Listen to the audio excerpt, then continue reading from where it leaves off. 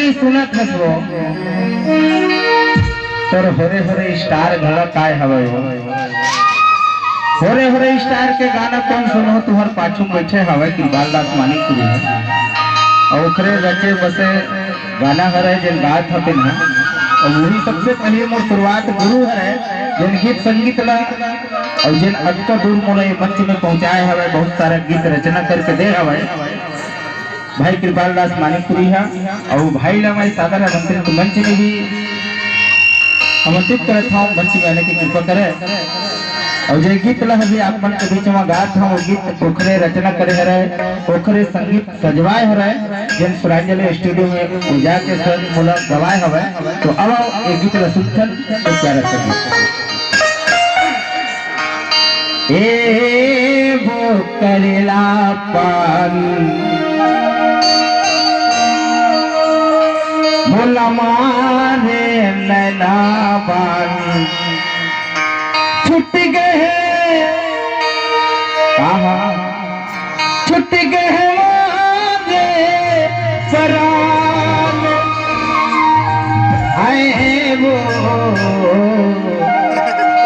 छुट गए मोरे परान ए वो करेला मारे नैना वो करेला मारे नैना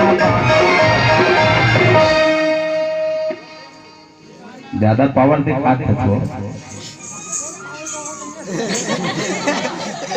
टूट गए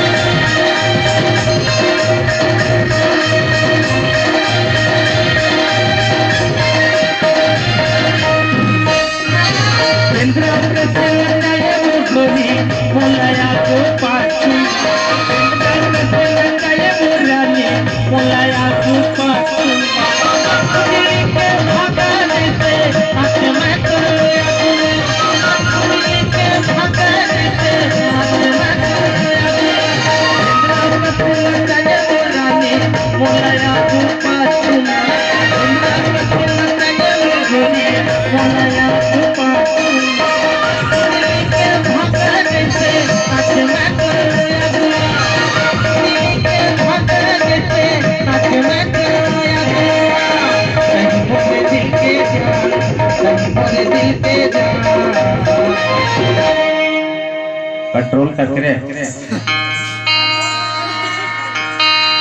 छुट गए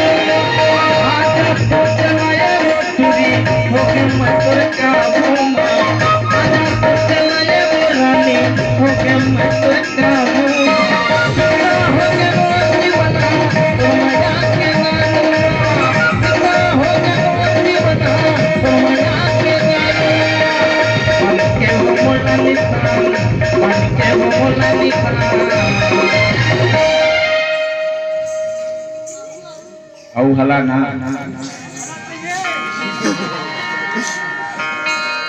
छुट गए